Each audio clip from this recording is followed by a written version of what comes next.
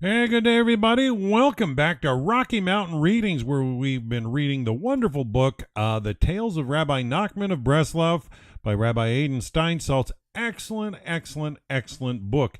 And I think we finished the last tale on Wednesday last week. And so today we are on 9 questions towards a better understanding of Rabbi Nachman. And this shouldn't take too long before we get to the commentary, so I'll stop the book at the commentary. Or not the commentary, the glossary, forgive me. Anyways, I've really enjoyed this book. I find these tales fascinating, well-written, and insightful. Deep material in every one of these, and we hope you guys have been enjoying it as well. Welcome, Sheila, Ashley G, and Linda. Always glad to have you ladies here. Hope you're enjoying this as well. And so let's get into this. 9 questions towards a better understanding of Rabbi Nachman. Publisher's note: a number of books and pamphlets published in the English language present excerpts in translations of the teachings of Rabbi Nachman, as well as biographical material about his life and times. These publications give certain impressions of Rabbi Nachman to his readers that sometimes result in misunderstandings and confusion about Rabbi Nachman, his life, his teachings, and his methods. The following questions summarize a number of concerns on the part of some contemporary students of Rabbi Nachman's teachings. The questions were presented to Rabbi Steinsaltz for clarification. Each question is followed by Rabbi Steinsaltz's response. Well, this is great. So we get direct material from Rabbi Aiden. Excellent. The question: Rabbi Steinsaltz, you have written that Nachman's stories include highly compressed and clearly defined Torah teaching expressed in literary form. What is the advantage of this approach? Why doesn't Rabbi Nachman just state his ideas? Doesn't the story approach run a greater risk of misinterpretation? The answer by Rabbi Steinsaltz. Rabbi Nachman himself explained why he chose this particular format of storytelling rather than direct statements of Torah teaching. In order to absorb knowledge and a message from well-constructed and direct Torah teaching, one has first of all to be knowledgeable to a certain extent. More than that, one has to make a conscious effort to learn while one hears any direct statements. At the time, one has to have a willingness to accept what one hears. Rabbi Nachman stated in his symbolic form that the stories he was telling were even for people who had been sleeping, in a way, for 70 years. Meaning that the message in the stories somehow gets to them even when they are not consciously thinking about it as a teaching. Rabbi Nachman avoids the possibility of evoking antagonism from his reader who might react or be unable to accept direct statements. And that often the case. People get their defenses up. Yeah, his stories seep in and later on do the work. Because of that, even though the stories can be misunderstood, somehow the inner content does not get lost. And afterward, in one way or another, it has some impact on the reader. I found that for sure in the stories. Question: what do you mean when you write that Rabbi Nachman's stories contain layer upon layer of unrevealed symbolic meaning? Can't one say that all stories have these layers, or was Rabbi Nachman conscious of these layers as he was constructing his tales? The answer: when I say that Rabbi Nachman's stories contain layers of symbolic meaning, I mean that these layers are conscious layers of the creator of the tales, rather than the unconscious work that people do with symbols somehow embedded in their minds. In many cases, the symbolic meaning that one may attach to a story is rather an illusion of the reader, the interpreter. In the case of Rabbi Nachman's stories, the several layers of meaning are consciously put in by the author, and therefore they are not just literary interpretations, but rather a way of understanding what the stories are all about. Question: did Rabbi Nachman offer any teachings on how we are to approach these tales? Answer: indeed, Rabbi Nachman himself used to add from time to time some sentences, some of which are printed in the editions of Rabbi Nachman's tales, in which he gave footnotes or remarks about the tales. In the interpretations in this book, all these remarks were followed. Some of them are not just general remarks about the direction and meaning of a story, but footnotes showing how a certain chapter in the Bible or a certain notion of Kabbalah is embedded within the story. So Rabbi Nachman himself was, so to speak, the first interpreter of his own stories. That's the way a writer should intend to write.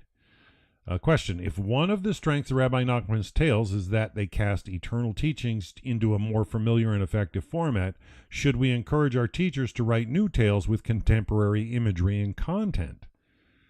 Answer: of course, the power of Rabbi Nachman's stories being, on the one hand, literature that can be read and enjoyed as such, and on the other hand, a compressed set of meaning, is a great advantage in itself, and one would like to have more literature of this kind. But it has to be remembered that masterpieces are usually not written because they are needed or because people think that they ought to be written. If one looks the world over to see how many cultural masterpieces exist that still can survive beyond their contemporary lifetime, one can see how hard it is to write really good literature that has meaning. Of course, if one could do it, it would be a great advantage to have this very powerful and influential format added to what we have now in our literature. Question: you have written that almost all the tales in terms of form and content, symbolism and imagery, heroes and poetic touches, are taken from Kabbalah. How then are these tales useful to most Jews who are not familiar with Kabbalah? Answer: indeed, the tales of Rabbi Nachman in many ways are taken from the Kabbalah. But that is the power of the medium that Rabbi Nachman chose. Not a stating of Kabbalistic thought, but rather a literary format, a tale based on this material. Therefore, at some level, one can understand the story perfectly. And even an explanation that goes into deeper layers still does not deal with Kabbalah per se, but rather with the way Kabbalistic notions are depicted in literary form. Of course, a real deep understanding of the stories needs a great amount of Jewish background in general and Kabbalistic knowledge in particular.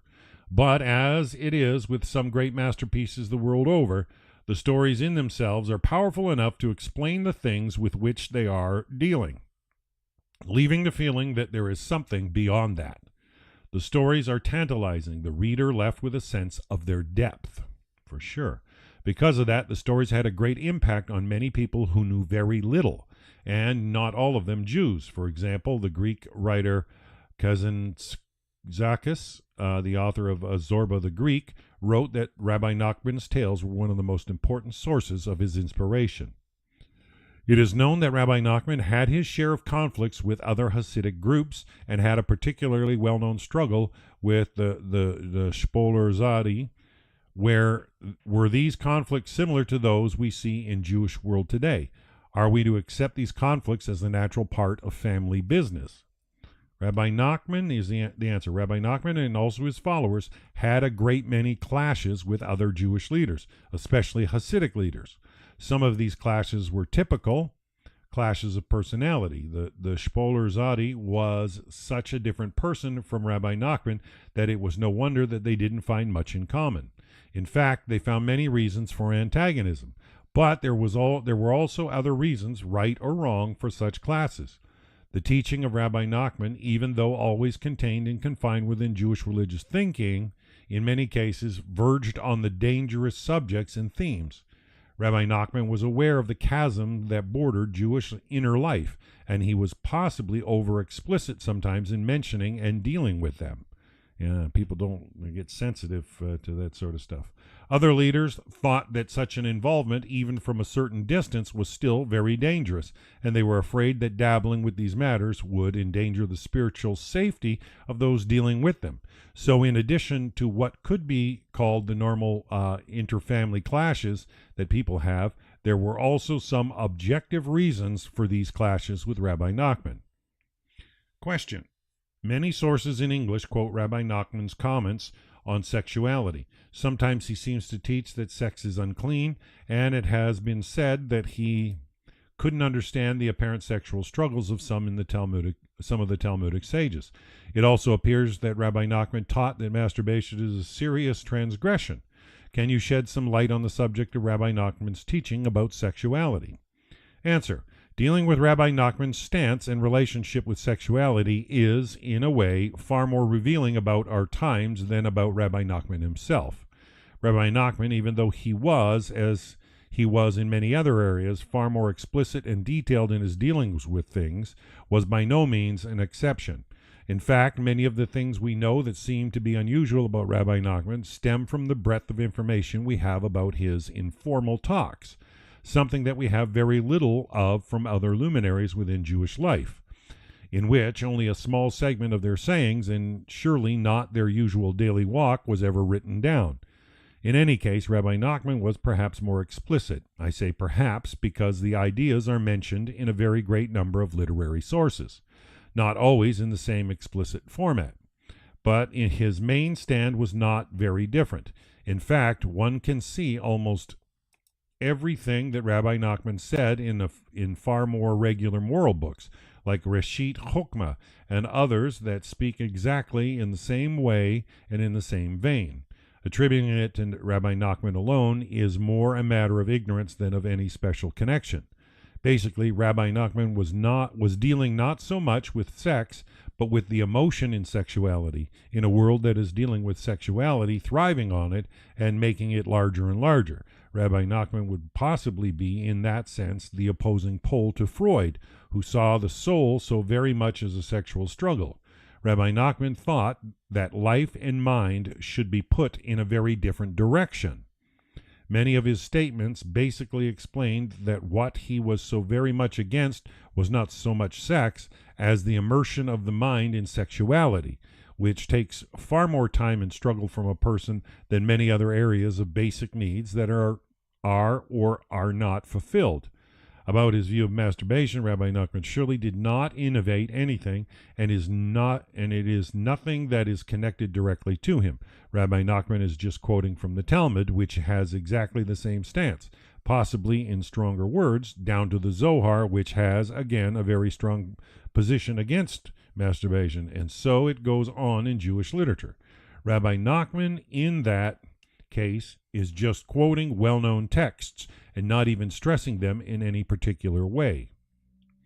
Question. It appears that Rabbi Nachman taught his disciples to throw away their sechel, their intelligence and common sense, when it comes to following a tzaddik.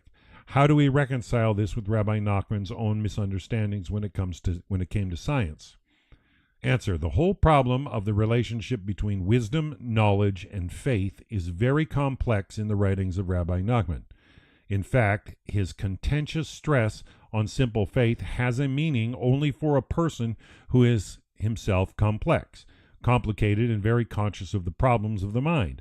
But Rabbi Nachman's basic advice of trying to get away from involvement in philosophical discussions because of his belief that they don't lead anywhere and that the only result of them is confusion is again a part of his general writing, which is, on the one hand, surely an attempt to get away from the intellectual, and on the other hand, always a structure built and understood by intellectuals. Rabbi Nachman, in one of his most powerful and direct sources, Likutei Moharan, I'm reading that right now myself, writes that there are always certain people who need to go into the depths of the questions and questioning and intellectual work, because that is a part of the work of redemption for them and for their disciples. He warned, though, that for most people, going to the brink is very dangerous and will lead to dangerous results in the lives and minds of people. There is no clear way, and there are not enough sources to define Rabbi Nachman's stance towards science. He was, in some ways, interested and, generally speaking, not so very negative. He disliked medicine and doctors, and possibly for very good reasons. Clearly, in his time, it was well justified. The fact that the science that he had to deal with was an 18th century science, the collapse of Aristotelian formats, and the beginning of new formats that were in many ways as dogmatic, theoretical, and not well-founded, was possibly a good reason for his suspicion of dealing with science as a speculation that does not seem to lead anywhere. It was interesting to note that even a person so very different from Rabbi Nachman, Jonathan Swift, deals with science in his writings in almost the same way, and for reasons that are not entirely different. even though they draw from very different sources and make different conclusions. Question. Some have observed that Rabbi Nachman was a troubled person, disturbed or manic depressive. Is there true reason to believe that Rabbi Nachman was not an emotionally healthy individual? How are we to understand these aspects of his biography? Answer. Much of what has been written about Rabbi Nachman is connected with the fact that he was, on the one hand, very open to describing his moods, his thoughts and his ideas to the people around him, and the fact that his disciples wrote down almost anything they could remember of his utterances. That created in itself a very uneven picture, because obviously any person who reveals his inner life to some extent will show conflicts, problems, and pain within his life. So one has to remark that the amount of autobiographical writings in Jewish literature is astonishingly small, and the number of autobiographies, or so to say, confessions of Jewish literary figures, can be counted on the fingers of one hand. Therefore, comparisons and estimates are in a way very biased, as people do not have enough material with which to make a comparison. On the other hand, one has to remember one thing. Any genius is almost by definition not a healthy, normal person. Had he been such, he would possibly have become a successful salesman or dealer in real estate. That's a true statement. Any genius, almost by definition, not a healthy person. Yeah. The fact that he was a genius means that his mind was different from that of other people, having heights and possibly depths that other people don't have.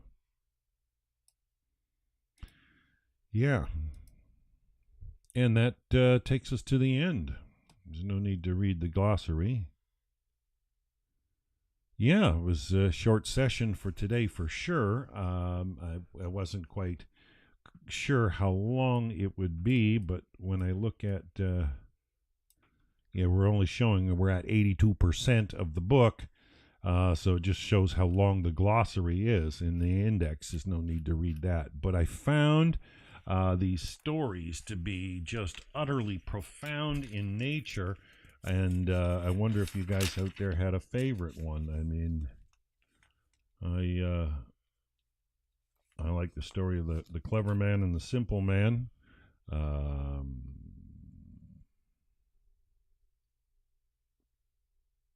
The king's son and the son of the handmaiden, that was unique.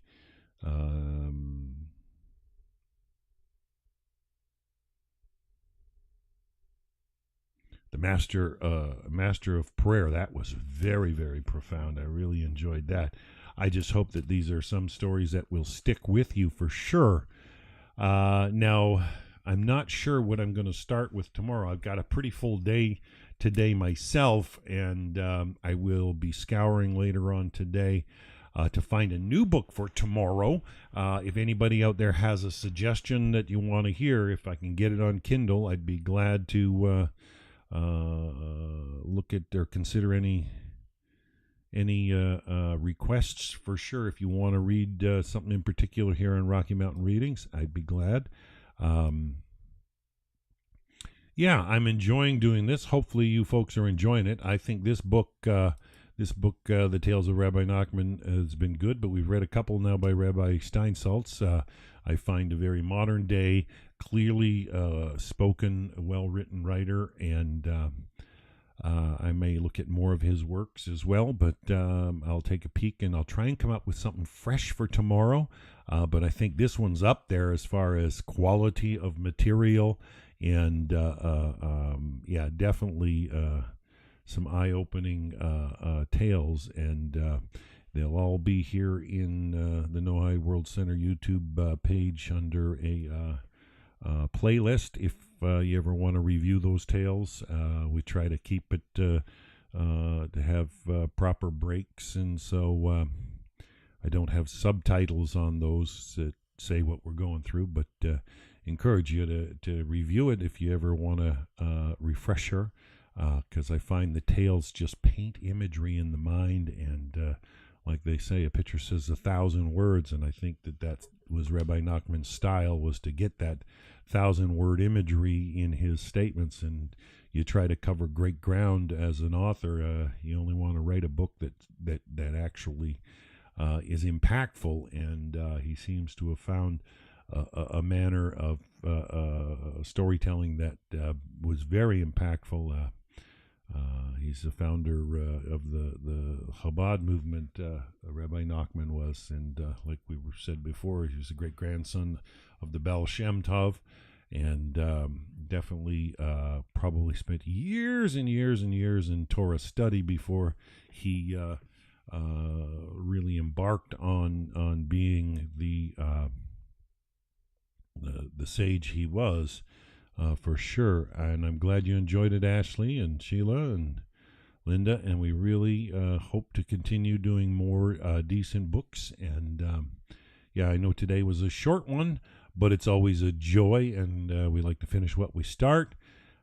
So I'll see if I can come up with something fresh for tomorrow, and look forward to it at our same time, and we'll get into a new book, and it'll be exciting, hopefully, and we can learn some wonderful more Torah thoughts about the greatness of Almighty God, and understand more of Jewish thought, for sure. So I think on that note, we'll sign out for today, and we'll be back tomorrow.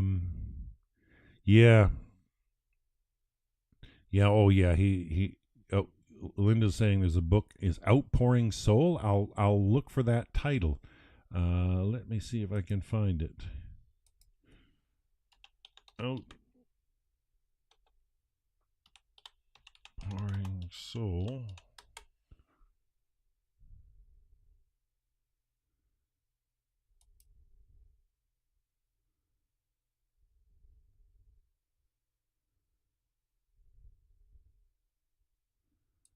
All right, Linda suggested one called The Outpouring of the Soul, Rabbi Nachman's Path in Meditation, by Aria Kaplan.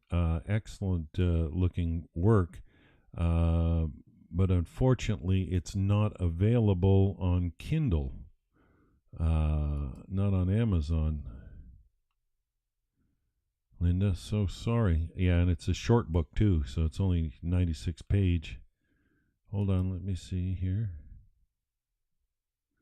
Yeah, the print length. Oh no, here's one here. An abridged version's 340 pages long. That starts to get a little bit long.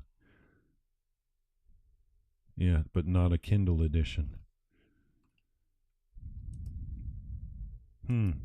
Thank you so much, Linda. Yeah, I'm looking at the book right now. It's showing as available.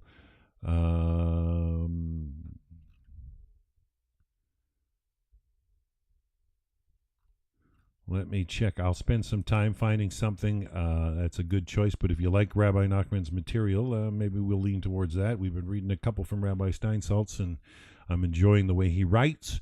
But I'm rather intrigued by Rabbi Nachman's approach to things, and so maybe we will come up with something like that. But stay tuned till tomorrow, and we'll come back with something fresh. Yeah, the one shows as only 96 pages, but it would take me probably a week to get a paperback copy, Linda. So let me see if I can find something available on a Kindle edition, because then I can do an instant download to my Kindle Library, and just to see what we've read so far.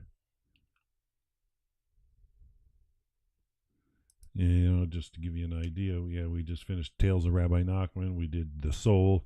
We did Derech Hashem, Duties of the Heart, The Gate of Trust. We read Sefer Hulkarim since we've returned.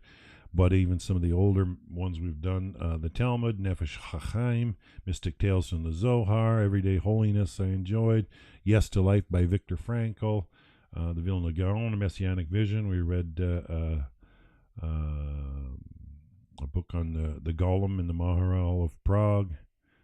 We read the Rambam's Guide for the Perplexed, Never Get Angry Again. We still one of our most viewed.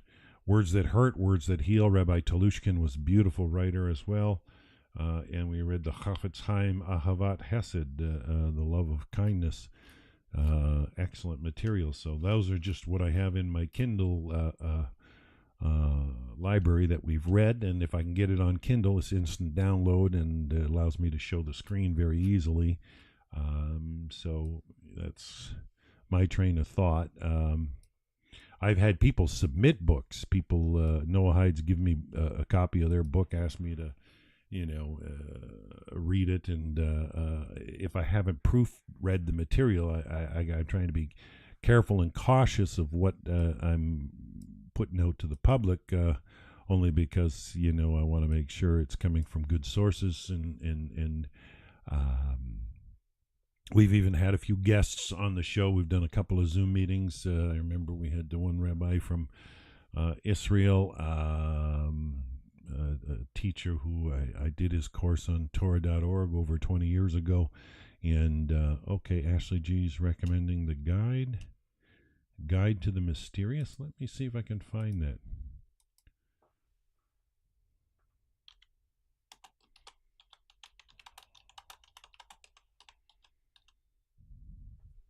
Jewish Guide to the Mysterious by Mosaic Press.